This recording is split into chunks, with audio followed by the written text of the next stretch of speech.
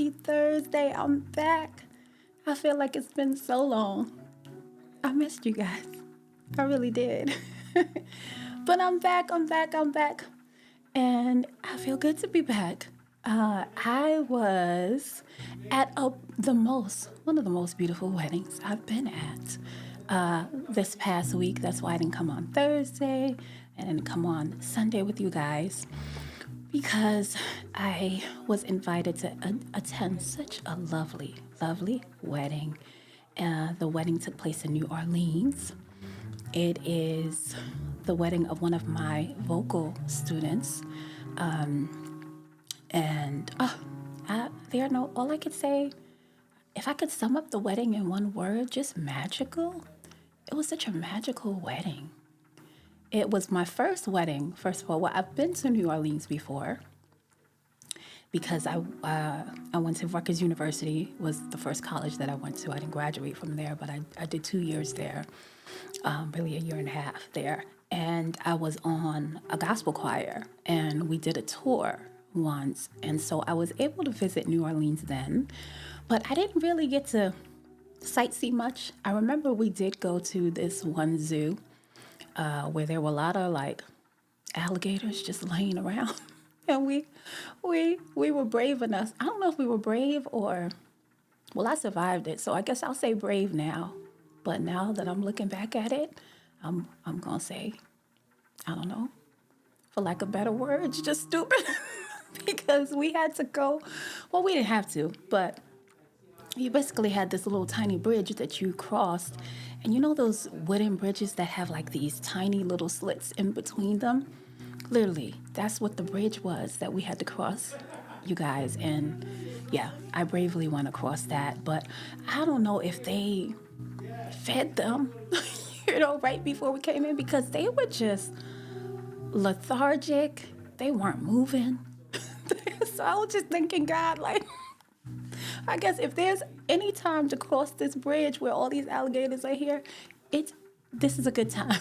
So anyway, that was the only thing that I really remember, and it was around Mardi Gras. So Mardi Gras, and we did, of course, check out Bourbon Street for a little while, but I didn't really have a lot of time to sightsee like that. But for this wedding, I came there a little bit early. We went earlier, so it was nice. I felt like I was able to kind of like entrench myself in the New Orleans culture, so that was nice. Hey, Justin, how are you? I was just telling the folks why I didn't come on. I don't know if you noticed, but I didn't come on Thursday, and I didn't come on Sunday, and that was because I had a wedding to attend, and the wedding was in New Orleans. So you came in as I was telling the story of my first time going to New Orleans in college, and going to that zoo and seeing the alligators. But this time I really enjoyed, definitely checked out Bourbon Street, the French Quarter, and the food. The food was amazing. Hey, Justin. The food. And so many people told me that the food was amazing at New Orleans. Man, they are right. The food was so good. It was really, really, really delicious. It was really, really good. And what I really liked about it, outside of course, attending that beautiful, beautiful wedding, was everything was in close proximity from where we were at. We rented out an Airbnb, and literally, whenever we wanted to go to a restaurant or someplace, it was just like a hop. It felt like a hop, skip, and a jump, and we were right there. So very accessible. And man, I thought New York was live. I mean, New York is live, and I've been to Miami, and it's live too. But New Orleans, it's like, it don't matter what time of day it is.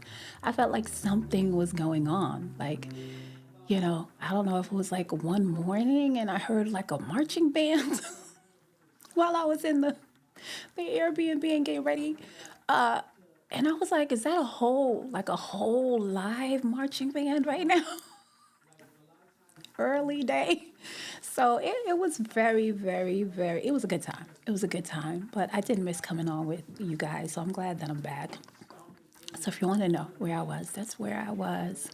And like I said, it was my first, I was saying this. It was my first time witnessing someone have a wedding at a museum. Their wedding was at New Orleans Museum of Art, I think is what it was called. It's NOMA, and it was so beautiful. It was just absolutely gorgeous. And both of the groom and the bride are basically theater majors, and they're both, doing Broadway, off Broadway, or I should say Broadway national tours. I'm not sure if they've actually landed on Broadway, at least not of yet. I'm putting out there, they both will be there.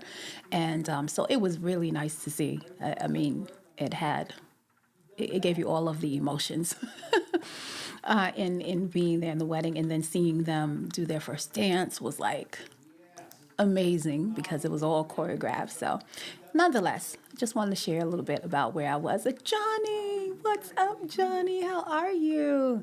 You haven't missed anything. I was just telling the people where I was and why I was gone so long. So I'm back, and let me introduce myself because I went right into letting you guys know, those of you who come on with me often, where I was, why I wasn't, here having a nice conversation with you guys like I usually do on Thursdays and Sundays.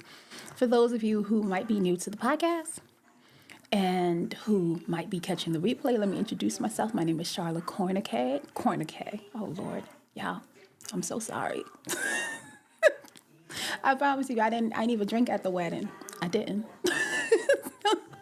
My name is Sharla Kornegay, and I am an author, recording artist, founder of Interact Coaching and Forever Friends Academy, which is my group membership coaching. And this is my show, Forever Friends. We talk about all relationship topics. Nothing is pretty much off limits. What you can get from me, and what I like to always say, is that I have really just one simple, nice, clean approach to coaching and helping people in their relationships, which is that there are fundamental principles that you can apply to the stages that your relationships most definitely will go through. And so the things that you'll hear from me are things that you can use in intimate relationships, in friendships, in business, partnerships, etc., because the principles are tried and true. They're steeped in godly principles. So that means that you can use them pretty much in any relationship context. And I think if we're going to build, especially for the people who are navigating and trying to find the people who, or the person who they'd like to spend their life with, you want to build that relationship on something that's solid, and has a unwaverable, unshakable foundation, so that you don't feel like you're playing Russian roulette with your heart. You don't have to feel that way. All of our lives unfold in different ways, but I guarantee you, as I'm sure you've probably experienced already, talking to many people along the way, that we go through a lot of the same things, a lot of similar things. So there are principles that can be used when we need it. The dynamics of the relationship might be different, but the principles don't have to be. So that's what you'll get from me. So hopefully you'll enjoy the conversation tonight. Thank you for stopping by, and come back again. If you want to check out my music, on stage I go by Sharla K. It's on all platforms. Feel free to peruse it. I'm working on some new music to get to you guys at the top of the year. So definitely be on the lookout for that. All right, so let's get started into tonight's episode. All right, so of course you guys know who you've been with me before. Hey, Flourish Wellness. Oh, that is my beautiful, beautiful sister Renee. Hey, how are you, lovely? Thank you for popping in. All right, so the quote for tonight, I always put out a quote, and then after that I put out a question. So let me know what your thoughts are. All right, so the quote for tonight is, and you guys let me know, and don't laugh at me, right? I have little ones. I have I have an 8-year-old and a 7-year-old, and right now they are like, I don't know, they're going over a Frozen, cycle again. So they've been watching a lot of Frozen. So The quote from tonight is actually from Frozen, but I promise you, I'll bring it all the way back. I promise you it'll make sense, right? So they've been watching a lot of Frozen too, and they've been singing all the songs, right? And so one of the songs, and I wish I could remember the title of the song in the show. I don't. But one of the lines in the song goes like this. We both have secrets, but you don't have to hide, right? And so automatically, in the scene, she's actually looking for a voice that she keeps hearing. And so she's navigating her way towards a voice. And she's basically saying that statement, saying to the whatever it is that they don't have to hide from her. But once I heard that, I was like, oh, this is a good quote. And I did my own Sharla, led by God interpretation of that. And I said, that would be a really good quote for, my podcast. So this is the quote for tonight, is that the best relationships is where you both have secrets, but you don't have to hide. All right. So that's the quote for tonight. That's how I flipped it, rubbed it down, and made it my own. All right. So let me know what your thoughts are on that. The best relationships is where you both have secrets, but you both don't have to hide. The best relationships are where you both have secrets, but you don't have to hide. So let me know what your thoughts are about that quote. Do you think there is some truth in it? Do you understand it? I am going to break it down. I usually always do. But if you need me to break it down a little bit earlier. Oh, show yourself. Thank you, Bernard. See, God sent you. He knew, Charlotte's not going to remember that song. Yes, show yourself. I love that song. I don't know who wrote it, but the lyrics are phenomenal, right? And so immediately when I heard that lyric, I was like, that is so good, because for many of you who have come on, I'm sure you'll hear me say it over and over and over and over again. My favorite verse in the Bible is Psalms 91, where it says, he that dwelleth in the secret place of the Most High shall abide under the shadow of the Almighty. And so whenever I think about God, just who he is to me, how his love has unfolded in my life, and even my husband and people who I hold very dear to me, that's who they are to me, and we're going to talk about that more tonight. So I don't want to go too into it and jump the gun here, but that's how it rang to me, where it was like, okay, we both have secrets, but you don't have to hide. And I think that's one of the best things when you do find someone, whether it's a friendship or whether it's someone in an intimate relationship with you, is that we all know we're all coming with something from our past. And when we feel like we can kind of relinquish those secrets and not feel like we have to hide them, it feels like a relief. It feels like a safe place. So that's why I wanted to... Oh, you asked her. Oh, I could have did that too. But it's better that you did. Thank you. I appreciate you. Oh, I know, right? She said that scripture for me got me through so many things. I know, me too, Benai. Oh my gosh. I think I read it every night to my children because my grandmother used to make me read it. God bless her beautiful soul. She used to let me read it every 12 p.m. in the afternoon and every 6 p.m. at night. I literally, religiously, we read the scripture and we prayed. And, it's so powerful that I continue the tradition on with my children, because as much as I didn't really appreciate it then when we did it, oh my gosh, I didn't realize how much hearing it over and over again, saying it over and over again helped me to really put my faith in God and put my trust, because the whole scripture is about that. And so, yeah, I wouldn't be who I am without that for sure. Hey, Bobby. So that's the quote for tonight, guys. The quote is, the best relationships, right, are where the people, or we both can have secrets, but we don't have to hide. We both can have secrets, but we don't have to hide. Do you think that there is a truthful principle in that? Do you think it's something that you can use to kind of guide your relationship and help that relationship continue to grow and for you guys to progress in the same direction together? All right. And I'm going to throw out the question tonight at the top of the podcast. The question for tonight is, And I'm trying to think where there's two ways that I want to ask this. Maybe I'll ask both. You know what? Hey, right. Why am I making my why am I making my job harder? I'm gonna ask it both ways because I can't really choose between which one. So I'm gonna ask it in two ways, and you can choose to answer whichever way. So if you had to choose between fulfillment or happiness, which one would you choose? If you had to choose between fulfillment or happiness, which one would you choose? Or let me flip it this way. Can you have fulfillment without happiness? Can you have fulfillment without happiness? So, those are the questions for tonight because I couldn't choose between which way I wanted to give it to you guys. So, feel free, to let me know. Brene says she loves, and I'm sorry if I'm mispronouncing it.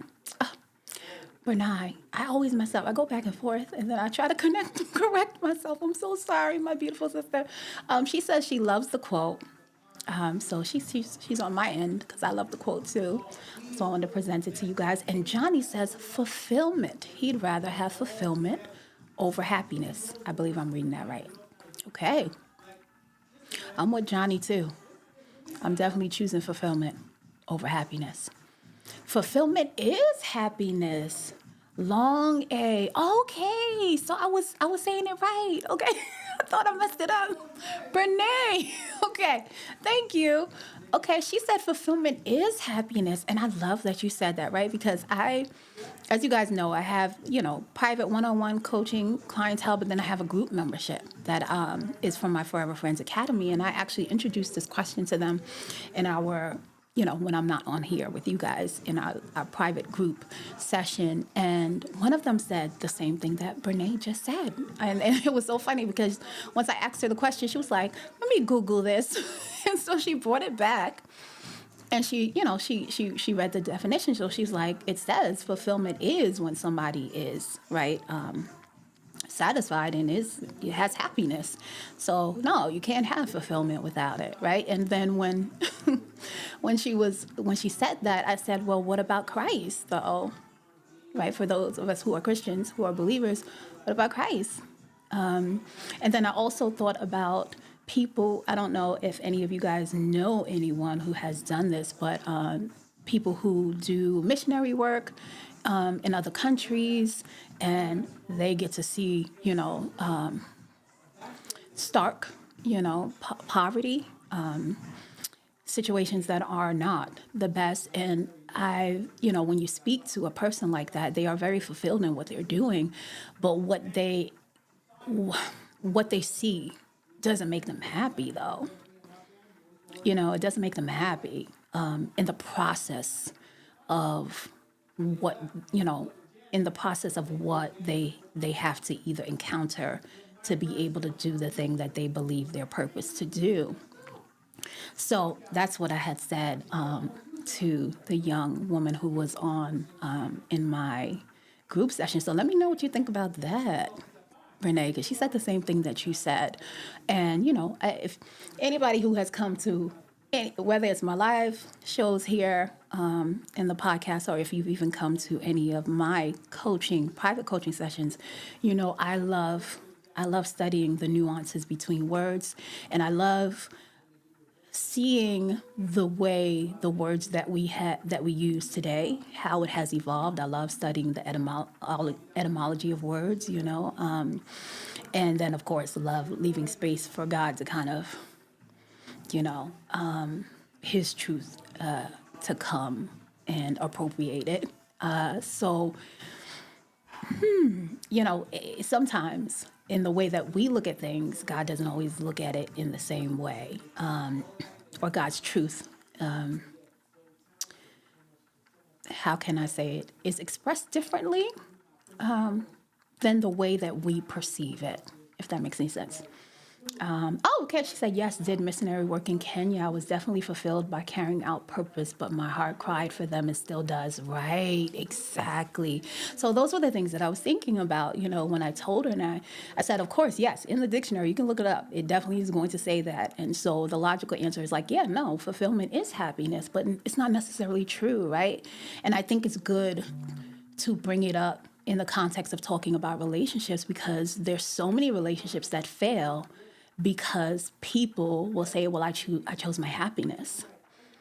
And maybe totally disregarded that even if, which all of our relationships, every relationship, no relationship is perfect.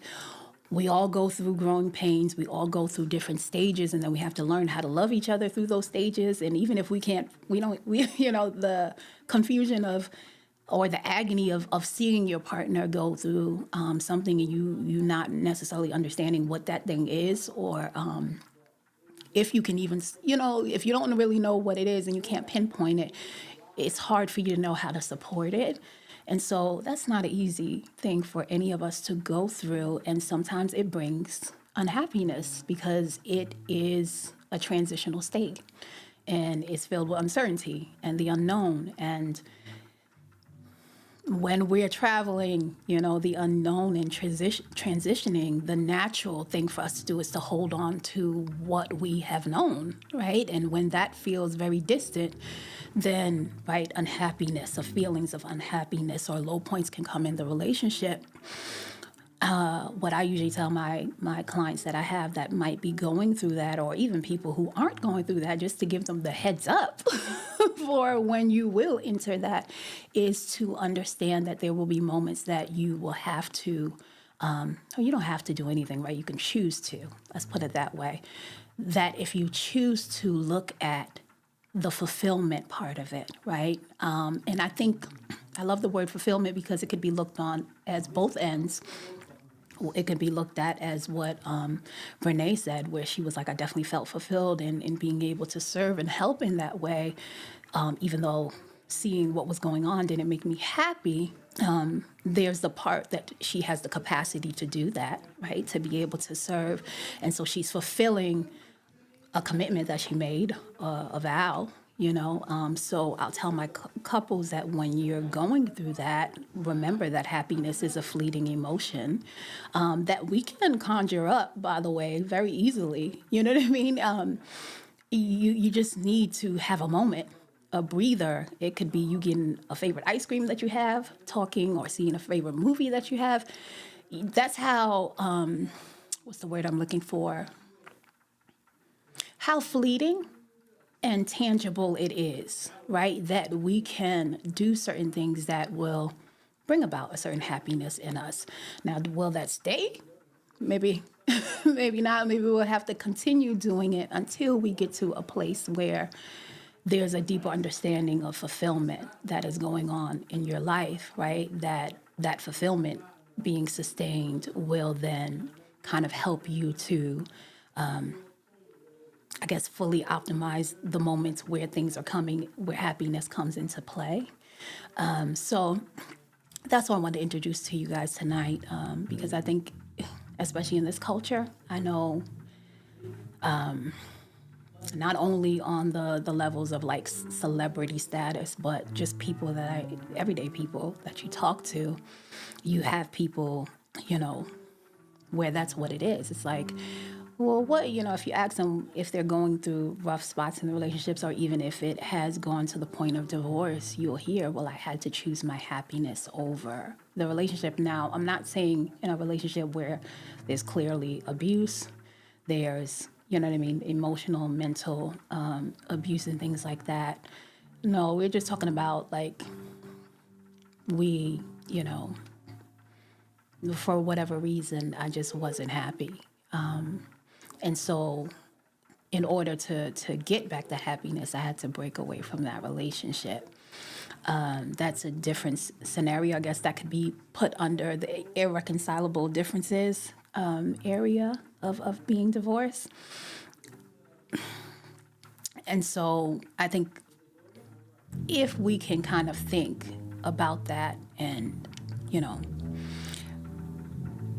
I think a lot of people think in the way that Brene said, and the young lady who was on my group coaching, and believe it or not, so do I, in that way, until, I can kind of step back and say, okay, God, what do you think about this? Like, I know this is what this says, but what do you think about this? And then all the different, right, examples come up to bring clarity on clearly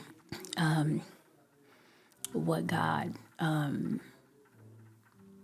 thinks about, well, as far as fulfillment and happiness, as far as the examples that we can see, whether it's in the Word or if we can take it out of the Word and think of things that Renee and I brought up. There's plenty of times where people can have fulfillment in something and not be happy. Here's a very lower tiered example. It's nothing like what I said, the example of Christ being the fulfillment of the Word and not necessarily being, I'm sure, in love with the state of the world and what he saw and where he had to come from, to be the ultimate sacrifice for us believers, or Brene doing some heart-wrenching work in serving others who are in destitute need of it. But for me, I was thinking about, I cook. I'm like the main cook in my family, and I don't like cooking. I don't. Happiness is not the first emotion I get when I think about it. When I think about cooking, but I cook really good, because if I'm gonna do it, I'm gonna do it really good. And if I'm gonna feed my husband, I'm gonna feed him good, and my children, right? And so even if I'm making like a new recipe, I'm interested. I'm intrigued to kind of see how it's going to come out, but I'm not happy, and I've been around, and I know this because I've been around people who cook very well, and they also, like, literally, it's like healing for them. Like, that's what they do, And so I know the difference between me and them, even if the food comes out similar as far as taste-wise. But I am fulfilled in doing it. And I'm fulfilled because while I'm doing it, I'm thanking God that, first of all, you provided the resources, the food for me to be able to cook for my family. I have a beautiful home that I can cook this meal in, a stove that I could put it, cook it on. And I'm amazingly, ultimately fulfilled when I see, a smile on my husband's face when he says, "Oh, that food was good." Or my children, like the other day, I made them some. Oh, Johnny, I don't know if Johnny's still on here, but your mom would be proud of me. His mom taught me how to make bacon saltfish, and so I made made that for them. I think it was yesterday. Yeah, and they absolutely love it. They was like, "Mommy, you get 100,000 stars for this meal because it tastes so good," right? So I get complete fulfillment in that, right? But in the process of cooking, like the process of it, I'm not happy at all. you know what I mean? So of course, that is a much lower level example of that. But I'm just trying to give you examples that are on one extreme end to another to show you how easily that can show up in life and how easily that can be applied, and how some relationships really, you do have two good people who, if they understood and they came together and said, okay, well, we're going to focus on the fulfillment in the relationship, and understand that the happiness might come and go. And the funny thing is that when I present things like this, it doesn't mean that you're going to be this unhappy person in a relationship, right? Because Brene knows me, Johnny knows me, they know my marriage, and I'm happy and fulfilled in it. So when you go forward with these principles, it doesn't mean you're gonna be this captive person in this unhappy situation. No, when you align with fundamental truths and principles, it actually brings more freedom for God to come in the relationship and really mold and shape it the way it's supposed to be, because you can relinquish any kind of false perceptions that would actually block the actual true, genuine joy and contentment and satisfaction in the relationship to come in. So I'm going to read some of these comments. Oh, Johnny is here. Yeah, right. Big ups to your mom. For real. She taught me good. They approved. Okay. Justin says he cooks too. It's easy for me. See? Well, it's easy for me? I just, I think, because my husband's mother, God bless her soul, cooked really good. She cooked really, really good. And I'm a person that if I'm around you, I kind of absorb. I like to extract the good qualities. So I really do believe, and she taught me. She basically was the one who really taught me how to cook, and then I kind of just made up my own recipes thereafter, and by just watching her, and I always say, Mom, I'm acting if she can hear me like she's an angel wings. I'm like, why couldn't you give me the love of it, though? Like, you gave me how to do it, and I know how to cook good, but the love of it, that part did not translate. Well, maybe not yet. Maybe sometime down the line it will. But that's awesome, Justin. That's awesome. And Brene says, great example. Yeah, so there's many different examples, but you hear people, talk about like, I'm thinking of celebrities like, and I always mess them up, and I feel bad. Oh my goodness, because I don't want to wish divorce on one. That's not divorce, but the twin sisters, right? The Mary sisters. I don't want to say the wrong sister because I don't want to wish divorce on the wrong one. But I just remember hearing an interview where that's one of the main things, because they asked her, what made you, want to get divorced? And it was a lot of, I had to choose my happiness. And, don't get me wrong, I understand. And in no way when I present these things or use examples am I trying to demean or downplay anyone else's choice or their experience, but I do feel like it is my purpose, and I need to fulfill that purpose to be able to present those who choose to hear and listen the principles of I guess truth and principles that they can ground their relationship on. To be able to see through some of the smokes and mirrors that come with false perceptions of love, So that's why I bring it up. So I love, oh, Tia, thank you. Renee, you are saving me today. Oh my goodness, thank you, God. Thank you for sending Renee, for real, because I would have been messing everything up. So thank you. Yeah, so Tia Mary. Okay, so yeah, so that's that.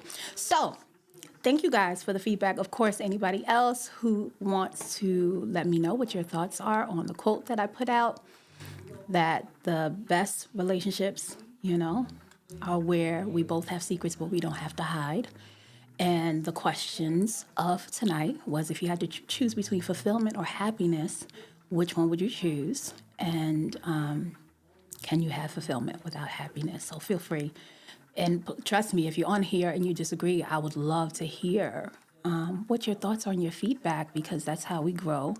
You might elaborate on something that I haven't thought about. So feel free as well to do that.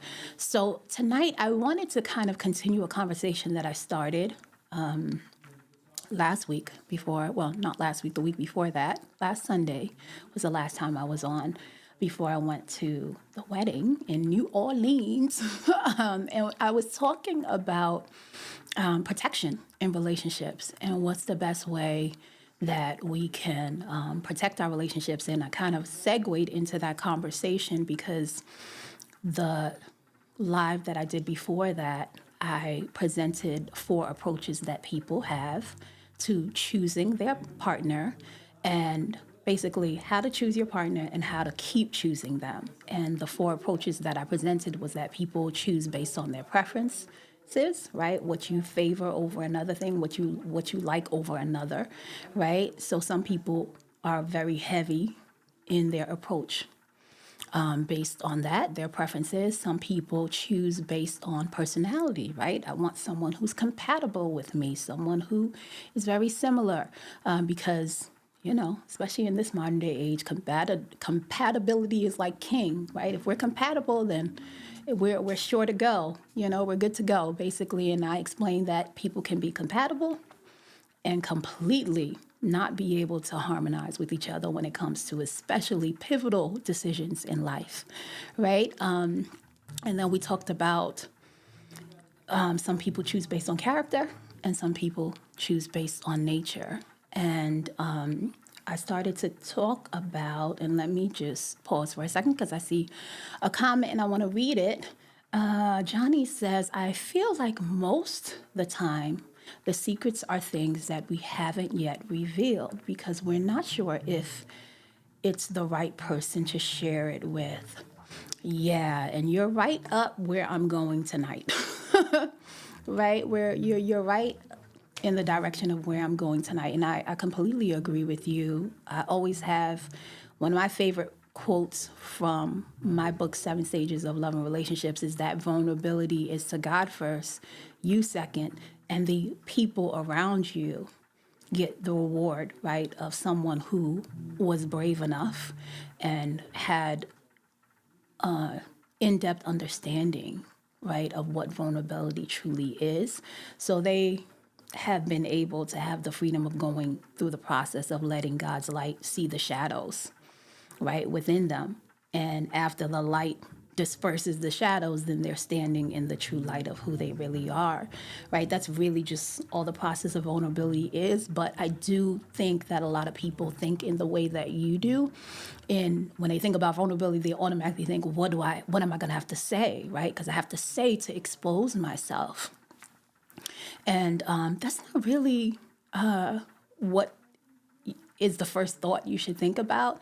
Not necessarily what you have to say, but if you have allowed the true process of vulnerability, of, like I said, it being to God first, meaning you're offering up, it's an invitation to invite God to search your heart, right? So that the things that we deem as I guess dark spaces inside of us, or darkness within us, or shadows, or whether it brings shame, guilt, or whatever emotions it brings, they don't hold us captive, right? But it doesn't mean that when I meet someone new tomorrow that I'm going to say, do you know when I was 3, this and this and that and this and the third happened? It's not that. It's just that when you go through that process, the first thing that you do when you meet someone is not put up a representative because you feel like you have to guard your heart.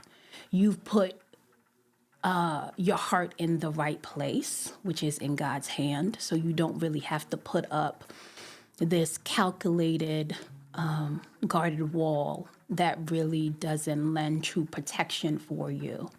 So I love what you're bringing up, because that's what I'm going to talk about tonight. And it ties in the 4 approaches that I was talking about, because I was saying that if people, when they're choosing their partner, if they focus more on character rather than based on their preference and their and personality and seeking compatibility, focus more on character and nature, then it will help them to be able to choose and have more, I guess, what's the word I'm looking for?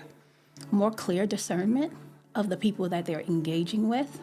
And I'll just say it really quickly because I went in depth, and you can always check all of my full lives are on my YouTube channel. So definitely subscribe to that. It's called Forever Friends Academy if you want to go back and hear how because I broke it down in depth. Hey, beautiful doe. Thank you for joining me tonight. Right, but I'll do like a really quick summary for you guys. So like I said, people who choose based on their preferences, it's okay. You know, some women like tall men.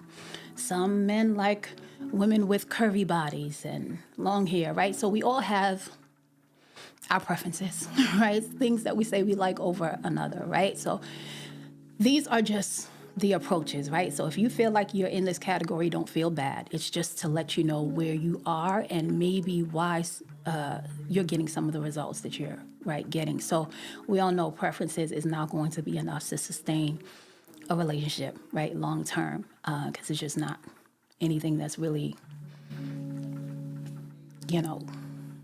to ground a relationship in for a long time, especially when those challenges of life come, right?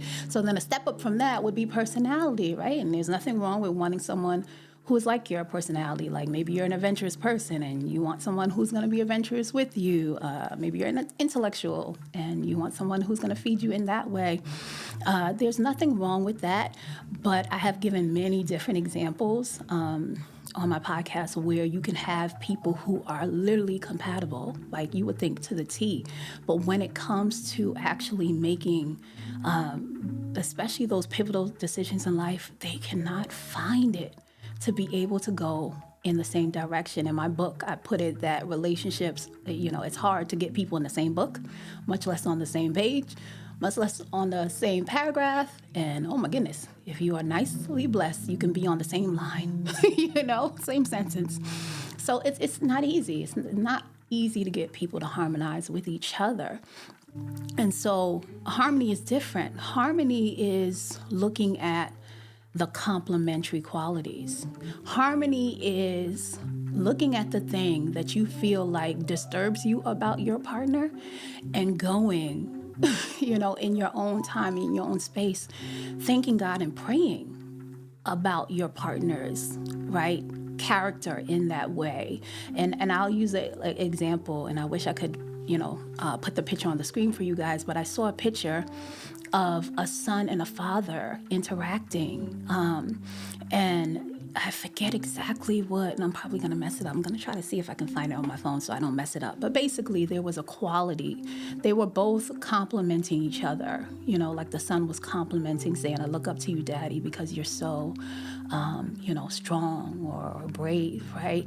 And then he went, the son, I'm sorry, not the son, the father went, and you see the picture of the son claps in his hand and praying, and the father saying, Lord, help me to have a childlike mentality like my son, right? And the son is praying, help me to be brave and strong like my dad, right? And so basically, it really touched me because I was like, man, if we did this in relationships, it would help a lot. It would help a lot in being able to highlight some of the things that we're not the same in, and a lot of times I'll, tell my couples if they're having, and even before, right? Because the best time to learn about relationships is when you're not in one and when you can't be easily compromised or when you're not having any problems at all, right? So that you can get the tools and be equipped so that when the issues, or challenges come, then you're already prepared. So I will say, whatever you think, let's say you have a couple and the wife, feels like the husband is like, he's so unemotional, like he's so, I have a friend, we call him Sheetrock Paul because he's so, he's so very like, like in just off when you kind of like, he's not going to cry about much. He's going to just be strong through and through. Right. And so maybe she feels like, man, I wish he wasn't like that. And he can kind of like connect with me emotionally, but maybe that's something that he needs. Maybe that's something that he needs, whether it's because of the type of industry he's in or the business that he does or what is necessary for when there are challenging times coming so that he can be, lead the family and maybe take some of those blows because he's ahead, taking the weight of it so that it doesn't fall on her. So if she prays instead of maybe complaining about it, right, or praying and wishing for God to change him in that manner, maybe pray and say, God, open up my eyes to see why you gave him this nature. Why did you give him this character? And even if I don't understand it right now, I'm grateful for it because I see that it brings out this in him or that, and vice versa, right? Maybe there's a husband who he feels like, oh, my wife is just, I feel like her emotions are everywhere, instead of seeing that as something that is a problem, and praying for God to change her in that way. How about you pray and say, God, I know that the emotional plane, that she exists on is definitely can be an open place for you to speak to her about our family, about our moves, help me to understand it more, right? So there's power in that, right? And there's power in it that now, instead of us just looking to be the same, unity is created by unequal parts working together. Literally, the world we live in is like that. That's how the interdependence works, not with everybody being the same, but unequal things that are not the same, still learning how to work with each other despite the differences, right? So if we do that, that'll help, right? So those are things. Hey, oh, J Master Matrix, what's up? Right? Yeah, I know. Yep, I was. I'm trying. I didn't want to call him out. Well, I guess I did call him out, but not everybody knows him on here. Johnny was like, "That's my cousin," right? So that's an example of that, right? So that's why we want to go beyond compatibility. So it's good, but especially when the challenges of life come and when we have to make big decisions, compatibility is not always going to get us to be on the same page and progressing in the same direction, right? So we want to step above that, and then we start looking at someone's character. That's the difference between the nuanced difference between focusing on character versus personality is that we know. I'm sure you guys have all met them. Those people who they proceed with a certain type of personality and they can keep that thing going, right? Perceived to be a certain way. Character is more of, a person's mental well-being and their moral fiber, which is very important, right? Because you can be a person who has a sweet personality. You can have a cheerful personality. You can even be a person who is disciplined in your personality. But when you have to translate that personality to me now, does not mean, right, that you are going to be tried and true all the way when it comes to me, right? So some people in their own individual process can have these personality traits, but the character comes into place is now where you have taken your personality traits and now, right, morality comes into place. So an example that I can give you that I always love is that where you'll hear, and I'm sure you'll hear both men and women say this, but I'm a woman, so I hear a lot of women say it, where it's like, I need a man where his words, his words will line up with his actions, right? So the next person I meet, their words have to line up with their actions, right? And so I'll say, that's good. However, a step bigger than that is if that person's words line up with the principles of truth and the principles of God, right? So when I think, and I always say this about my husband, what really sold me on him, right? And knowing that I just needed him to be in my life in some type of capacity, and I didn't know he was going to end up being my husband, but not only did his words match his actions, but I realized the reason why he was able to do it so consistently and so earnestly and sincerely is because every step of the way he's asking if his words and his actions are lining up with the principles of God, right? So there's a certain amount of trust and freedom that I have within our relationship because I know, even though, there's some, just according to him, relaying the message, and I agree with him, that there are qualities in me that help him stay intrigued and like to be in the relationship with me. So very collaborative and things like that, and receptive, all those other personality traits. However, I can go beyond that because it's, that means if I somehow fall short in my personality, in my character, his commitment and his vow to God that's what his, measurement is. It's not me. And so that makes me feel assured that I can rest and trust because he's really looking towards God and God is pretty consistent. Always consistent, tried and true. So if that's his anchor and it's not necessarily me and my personality as to why he wants to be faithful or wants to be here and continue with me, then that's a step higher, right? So that's the difference between personality. When you're looking and choosing and approaching someone based on character, that's what you're looking for. You're looking like, I see they're consistent, with their words and their actions, but what they're saying in their actions, is it now lining up, right, with the fundamental truth, in life? Is it lining up with God? That's what I'm looking for, and so character and nature are kind of tethered together in that way. Nature is different from character because now when you're listening to someone speak or you're looking at their disposition or how they're interacting with different people in their life, you want to know if, right, because when we're thinking about nature, it's what's intrinsic to someone. It is what is essential, right? What do they think about what do they think are the essentials of life, right? Like what is fundamental to them, right? You want to know that because, like I said, there could be people who are compatible. And I'll give you an example of a story that I just heard. Hey, Mrs. Posh, how are you? Lovely. Oh, my goodness, beautiful. Thank you for popping in. Right? There's an example of a couple that I just heard about this past weekend, and they're a highly compatible couple, both in the corporate world, both making great, right? Great with finances, great money, both adventurous people. And, you know, they were getting serious. They moved in together and everything like that. And, you know, starting to elevate, you know, got engaged, started to elevate the relationship towards marriage.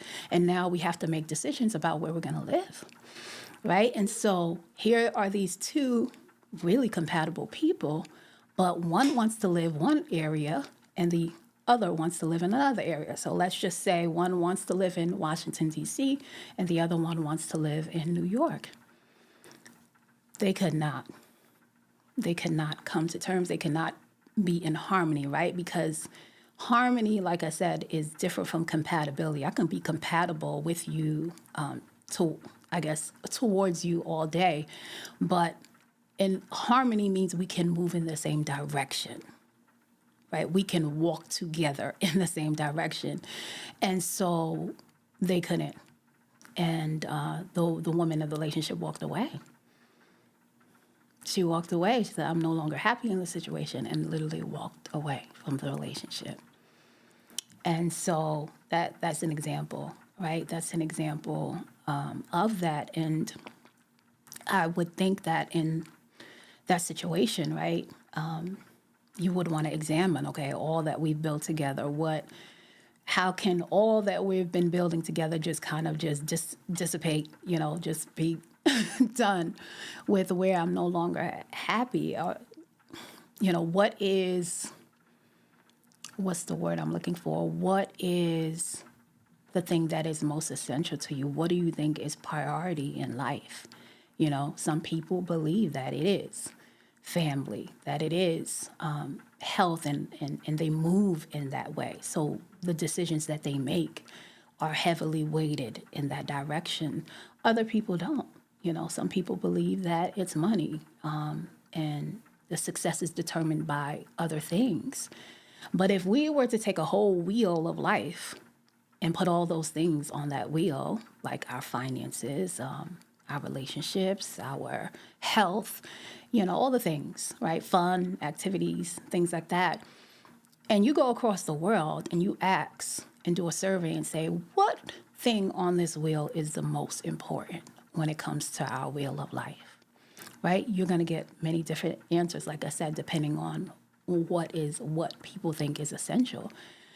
But at the end of the day, the numero uno, the number one answer would have to be health, because we only got this one body, this one vehicle that God gave us to navigate this life. And you need that thing to be at its most optimal state. You know, I don't know if my sister Renee is still on here, but she's amazing. Go check her out. Flourish Wellness Retreat. She also does private coaching and things like that. She's amazing, like just all around well-being, right? And I think she would concur with me on this, is that you would need the health part of it. No matter, even if the people are thinking that money is it, or, you know, even before the relationship with others, depending on how your health is, as they say, health is really the true wealth, right? Depending on how your health is, it's going to affect how you navigate and experience all those other areas in life. And that's across the board, whether you're a man or a woman, if you're in other different countries, That's tried and true. That's a fundamental principle that cannot be escaped. Now, it can be ignored for a good amount of time, and then you're running on low fuel, and then your body starts to break down because you've been ignoring it. But just because it hasn't showed up yet doesn't mean that it's not true, you know? So in that example that I gave in that relationship, I would love to maybe later on down the line speak to that young lady who walked away from the relationship just because of that, and see, right, if the things that she views as essential is different, and would it make her choose differently. One of the things that I love that my husband says, and that we both do together, especially when we have to make big decisions in life, is he says, fast forward yourself, make yourself 80.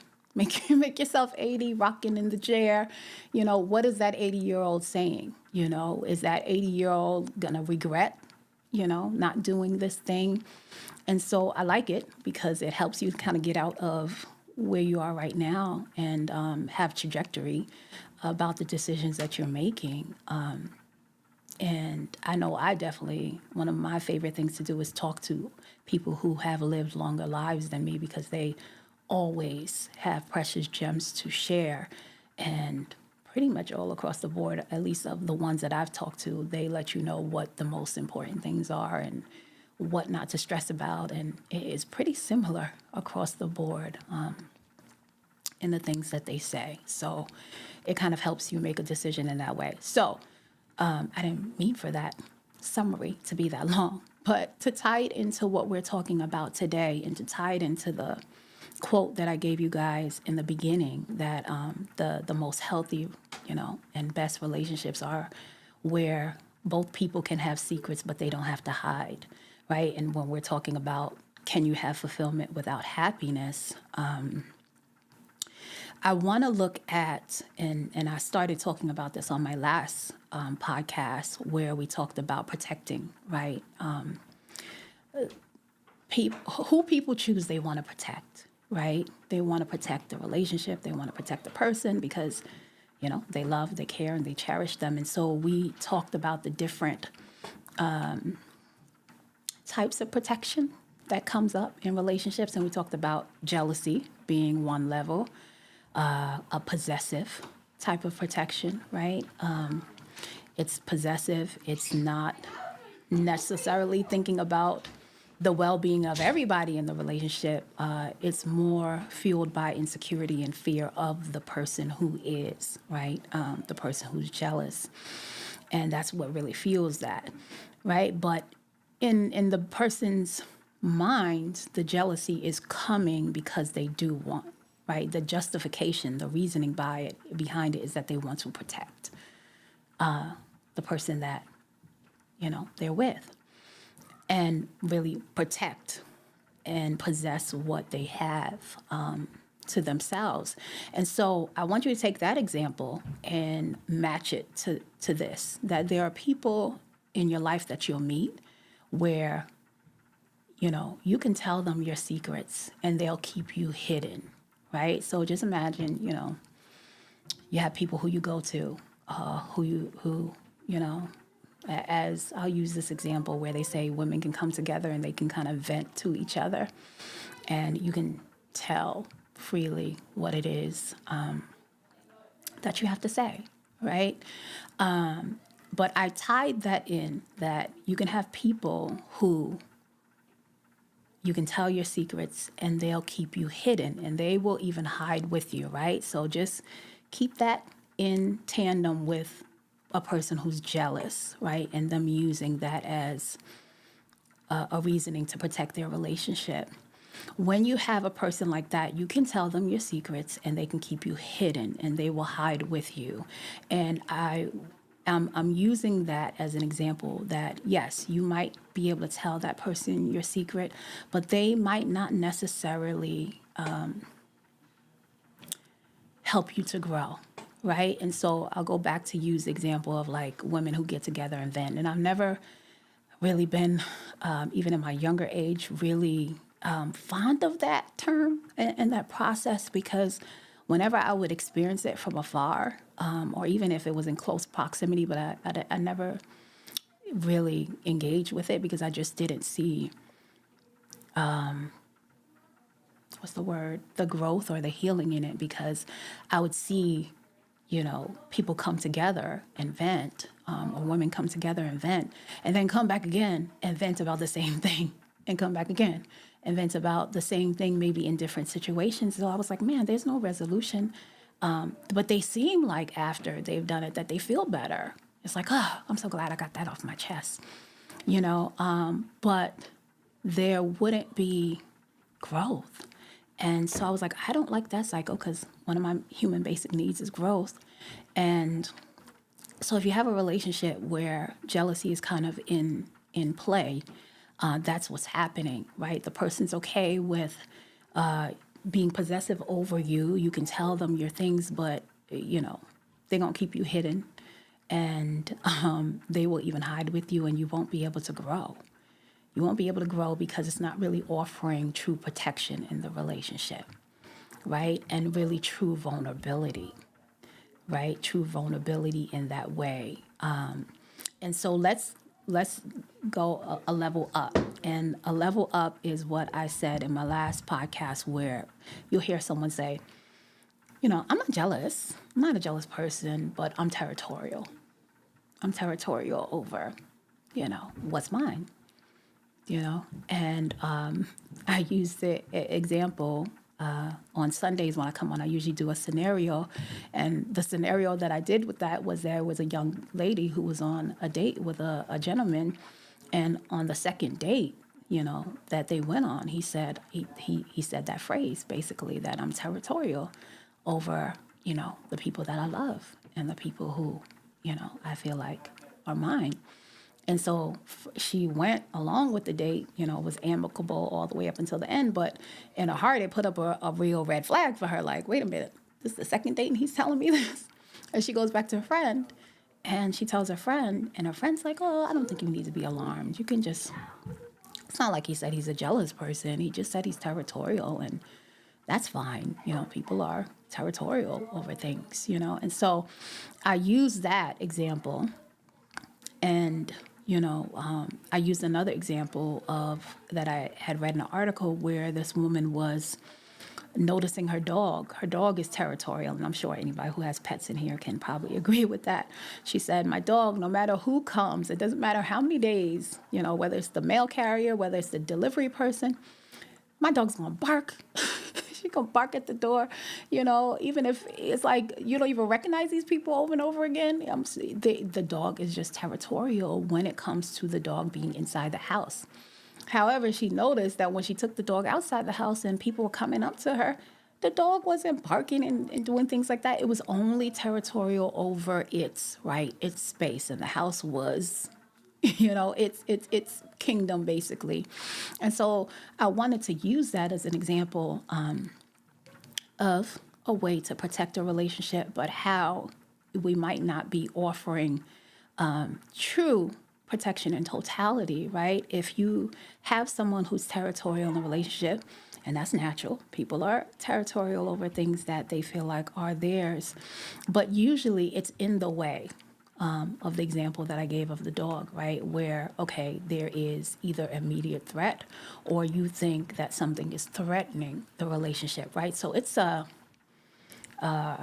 reactive in that way, right? Like, I'm not going to let something, threaten what, I have. And it is, because when you look it up, territorial really has to do with territory, right? So it has to be a space that either the animal has marked as their territory, and when another animal in nature tries to come, then they're going to defend that space.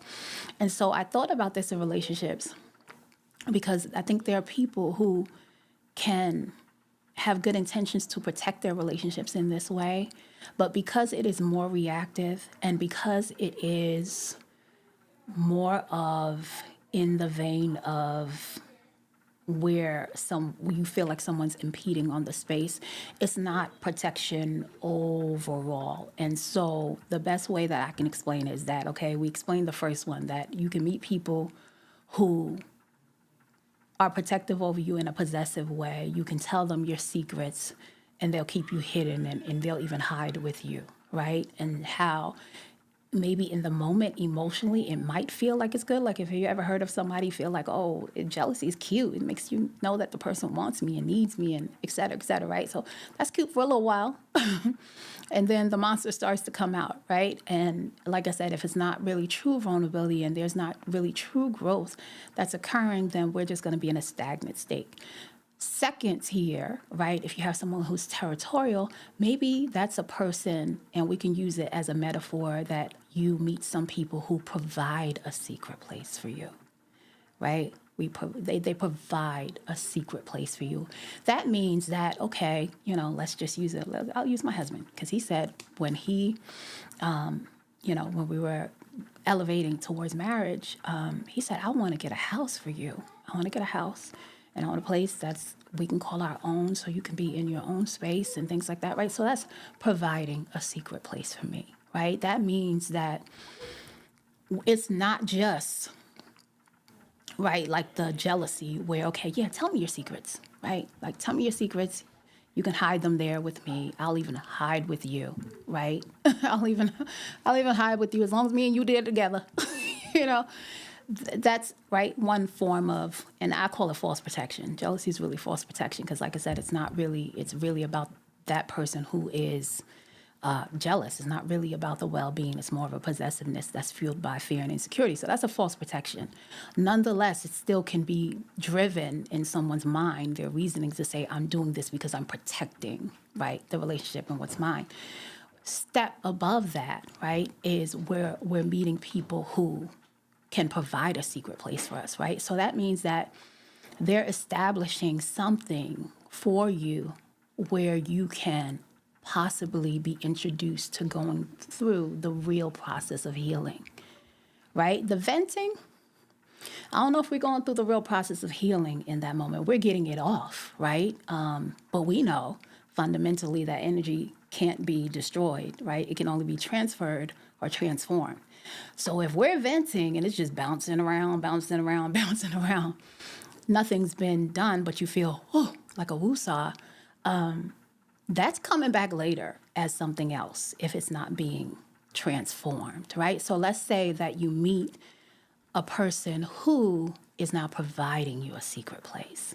So that means that person, right? We're talking about the territorial person, right? Remember, territorial means I'm going to defend my land, what is mine. So in the context of putting in relationships, that would be a person saying, okay, I'm going to provide this here. This is what I've provided for you. And that makes sense, right? Because if somebody comes to my house, right, my husband's definitely going to go and defend our house, right? He's going to be territorial over that to protect me, our family. So that makes sense.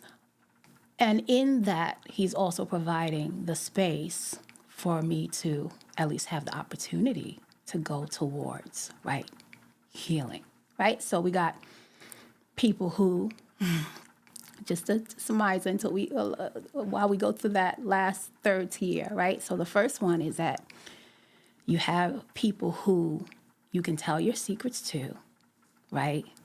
That you can remain hidden there, and they'll even hide with you, right? So that's first level of people that you can meet.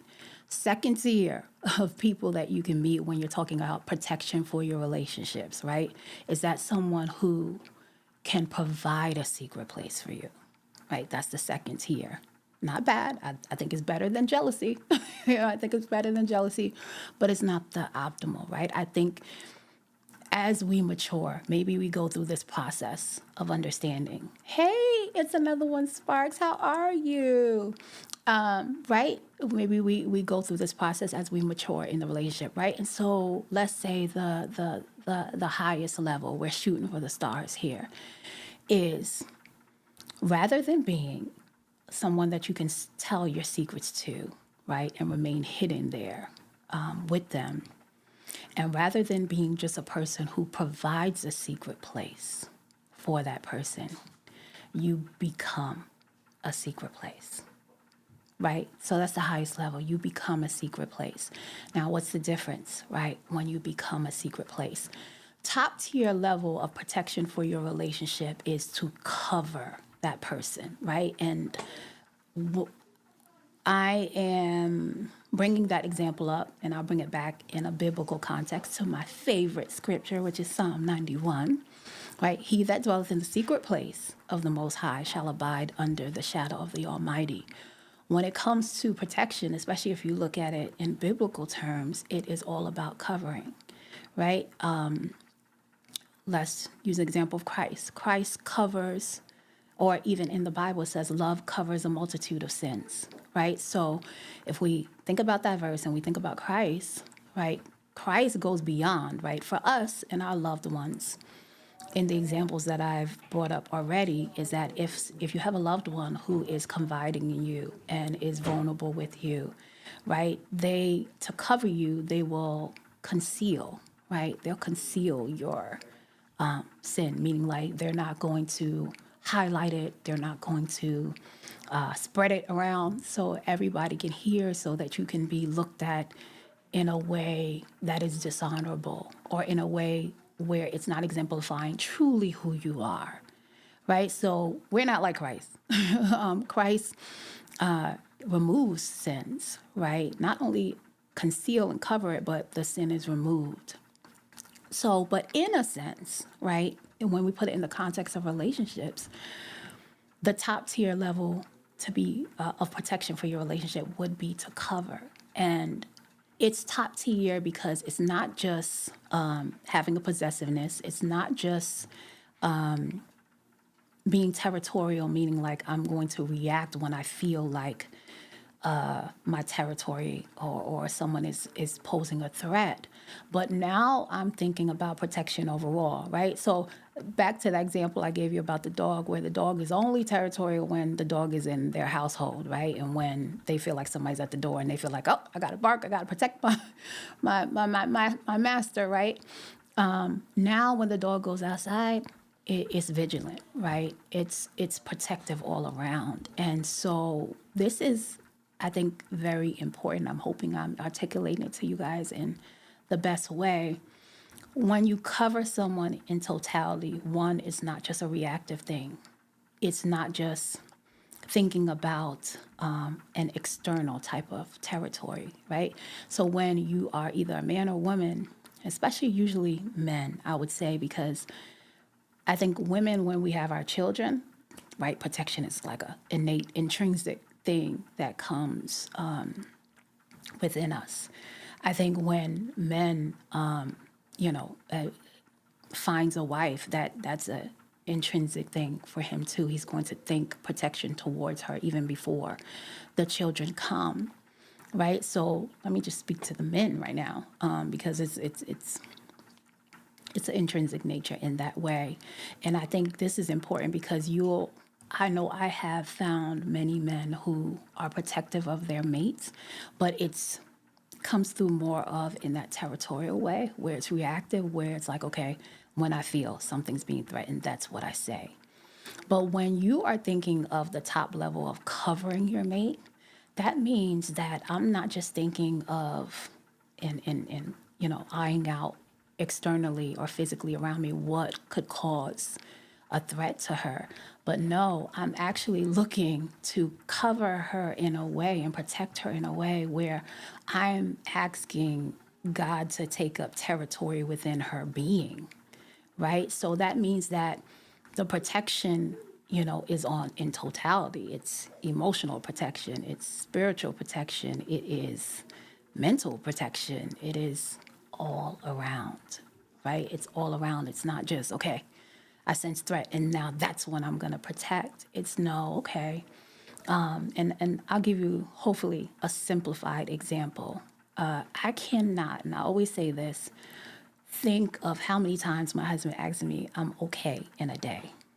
He'll just be like, hey, how you doing? Are you okay? Hey, how you doing? Are you okay? Right? And he's just giving the opportunity, right? And for me, not only to express to him, it took me a while to understand this, because he's a complex individual. And he's constantly in prayer and communion with God. So it took me a while to catch on, right? Because sometimes you'll people get annoyed, like if somebody keeps on asking them, "Are they okay?" And they don't know. I guess depending on who the person is, right? But in my situation, it wasn't necessarily so much about him giving me an opportunity to express myself to him. Him asking me the question if I'm okay, literally automatically, because of who he is and his nature, made me automatically start to reflect and think, like, am I okay? Like it literally was an opportunity and an invitation for me to be able to have a vulnerable moment with myself, to not go throughout my day by default, doing things and thinking I'm okay, but maybe I'm not, right? And oftentimes I am okay, and it still has the same effect. It's the fact that one, he's giving opportunity and space, and he's not waiting for something to not be okay. He's not waiting for something to sense a threat, right? It's literally a nurturing along the way. And so that I would say is a difference of, right, in totality of covering someone, right? It's not, it's, and I always say, right, this, and maybe for those of you who are new listening, maybe have never heard me say this, but I do always say it, is that intimacy in a relationship is affording each other the opportunity to disconnect from the daily routines of life and to connect, right, back to God and back to those things that are essential, the things that are truthful, the things that remind you of who you are, right? So in him asking me, am I okay, in my just daily routine, it's a gift, one, because first of all, I have somebody who's asking me if I'm okay. Gratitude for that. But like I said, he's not waiting for something. He's not waiting for everything to hit the fan or to smell a threat coming. He literally saying, this is,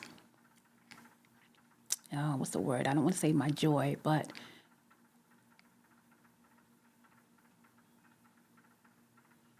I'm playing. I feel like this is my position. My position is to cover you in this way. And my position is to protect your heart. And the best way for me to do that is to, at us in a simplified way, give you opportunity to check in with yourself. And I say this too because in the example of being territorial, right? We're not with our loved ones 24/7. We're not, I'm sure a lot of us would love to be, especially if you have children, you don't know, you're going to have to watch them grow. That's one of the hardest things for a parent is to be like, okay, I can't always be there. I can't always be there with them. But if you cover them in the way that we're talking about tonight and offer them true protection, right? The protection that is beyond your physical protection of them because they're in close proximity. That means you're going to have to nurture that relationship. That means you're going to have to point them to the source and the only entity that can be with them 24/7 and that can guide them and that can lead them through rough waters. So in that simple phrase, a simple question that my husband asks me throughout the day, that's what it offers me. And it protects my heart and my mind because one, he's not waiting for something to happen to ask me if I'm okay. And then that makes me think like, let me take a moment and see if I am okay. I think there are probably a lot of people out in the world that probably want somebody just to ask them if they're okay. And I think as much as that is a question that someone is asking to possibly get a response like, oh, I'm okay or I'm not okay back, more important, I think, than even the response that you might give is that when they ask that, do we really take a moment and a time to really reflect, to really answer, like, am I? And have I really assessed, or am I even giving a default answer, which many of us can, right? So that's one of the main differences between someone being jealous, someone being territorial, versus someone who is covering in totality the relationship, right? And we use our little examples, our little metaphors, right? Is that, let's say you're with someone who states that they're protecting the relationship because they're being jealous. That's someone that maybe you can tell your secrets to, and they keep you hidden, and they even hide with you. You have somebody who's territorial. That means that maybe they'll provide a secret place for you, right? A place where they say, okay, this is where I put you, and this is, gives you the space to kind of go through whatever processes you need. And if somebody comes, I'm gonna do my duty and defend, my place with you and our family, and that's great.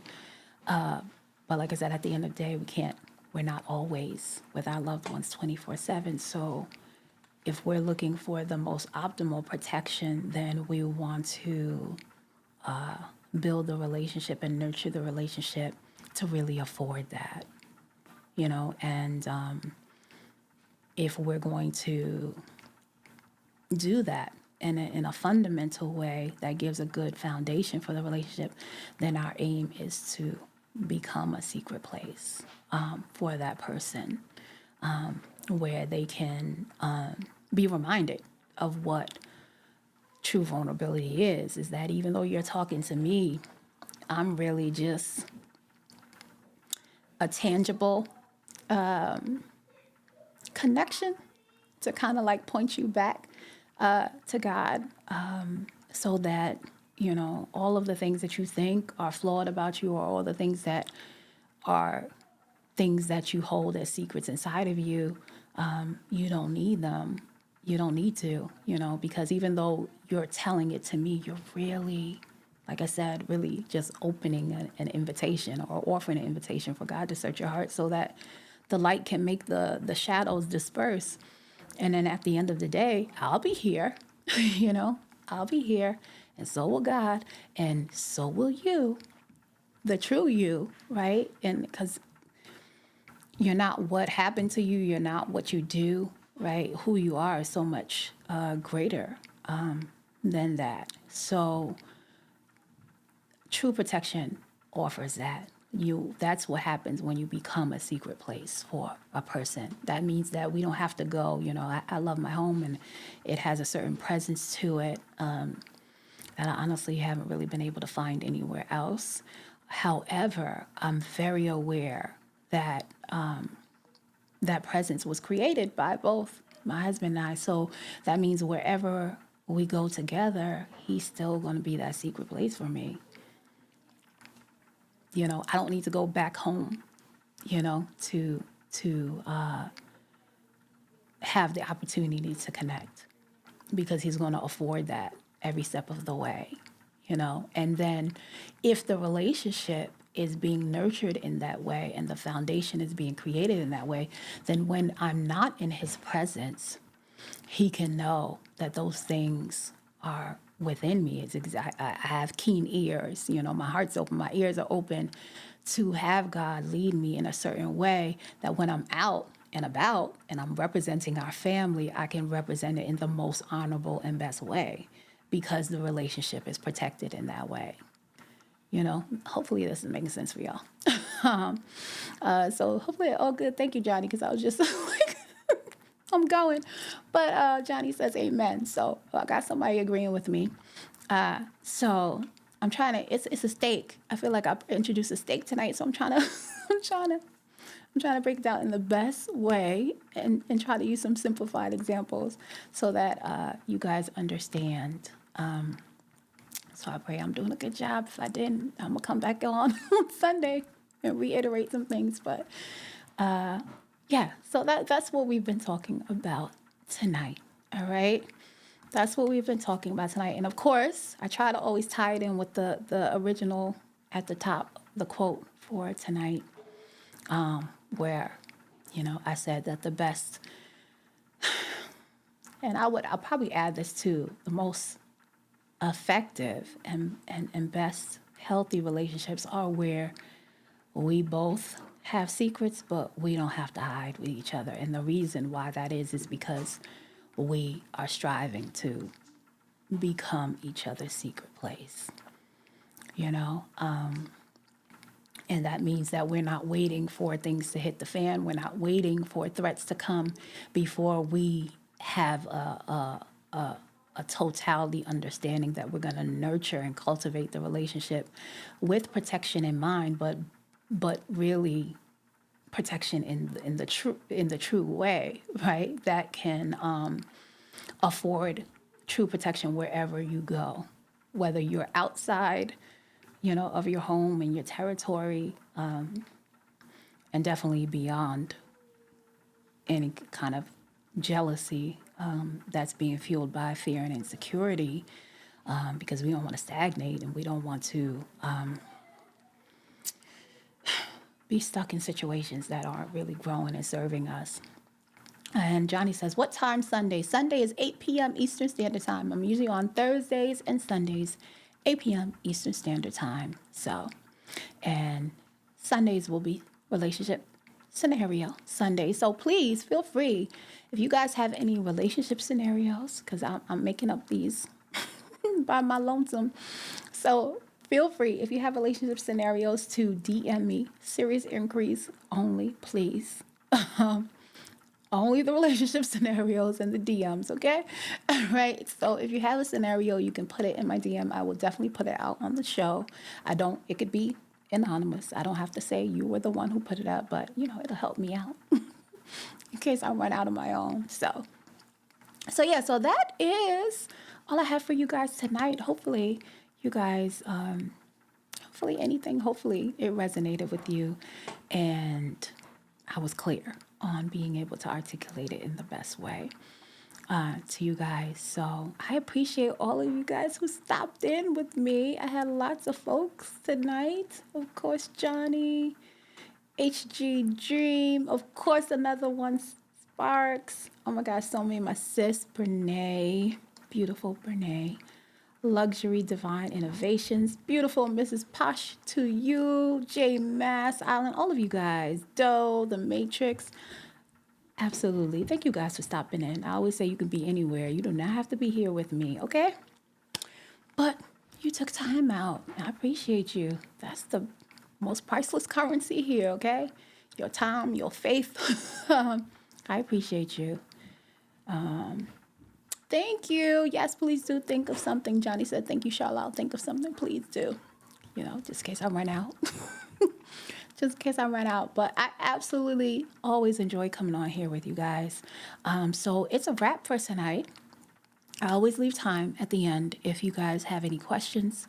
Doesn't have to be about what we talked about tonight, but I always want to leave space because I know it's an unconventional Q&A in the way that I do it.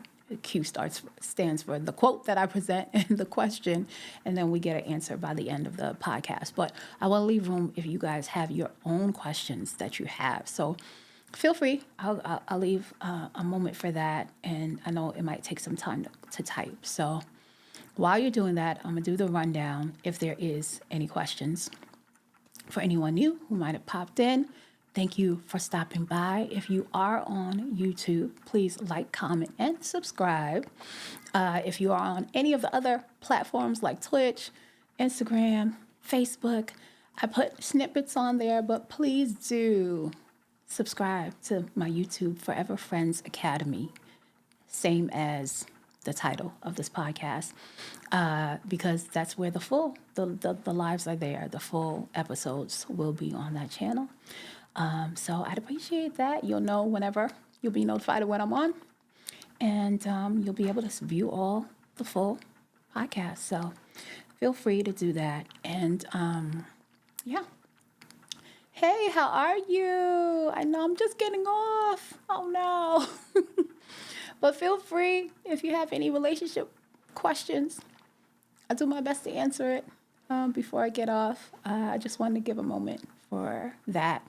And if you're on here and you liked anything, anything I said resonated with you, I do have one-on-one private clientele coaching as well as a group membership, subscription-based membership for my Forever Friends Academy. So feel free, click the link in the bio if you are on IG to do that.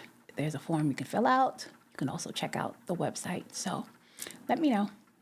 All right, I'll give it another minute or so for anyone who might have a question, because I know it takes a while to type. But yeah, I enjoyed it with you guys. All right, it says, what is your take on a guy dating a lady maybe 5 years older than him? Well, wow, that's, because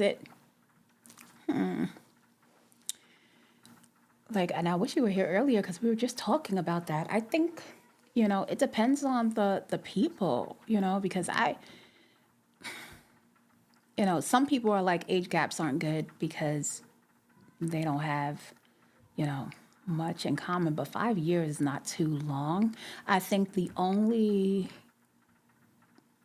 part where that gets kind of rough is depending on if the guy wants to have children, like in the future. I think that's where that kind of gets, I don't know where they're landing in their age, but I don't think 5 years is too far apart. And it also is dependent on the character of the people, really, because my husband and I started out when we were 17, but he was such a mature 17. Like it definitely is atypical. He's not, he's rare.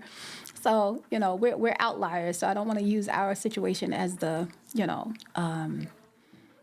end all be all. But I'm just saying that if the people, depending on how mature they are, it can work. I've even seen, I think I was like amazed. I saw this a relationship on YouTube where the lady, I believe she was like 10 years older than the guy, but I mean, she looked amazing. She looked amazing and was pretty much, you couldn't tell.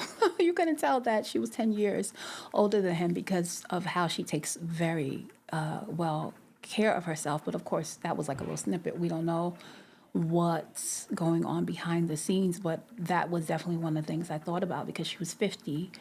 And I think, well, actually, she's a little bit more than 10 years. I think in the video, she was 50 and he was like 35 or 36. Yeah, she's a lot older than him. But he looked completely happy. So I think the only issue would be if they want to have biological children together, depending on where they are in their gap. Of course, there are a lot of things being done in this age where women are having children a lot older. Of course, we don't know what's happening behind the scenes, and I definitely have had family members who have had to go that route, and it's not on the back end for the women and the men actually going through it. It's not easy when you're trying to conceive and you're going through a lot of issues. It takes a lot of toll on the body, mind, everything else, actually, everything, emotionally.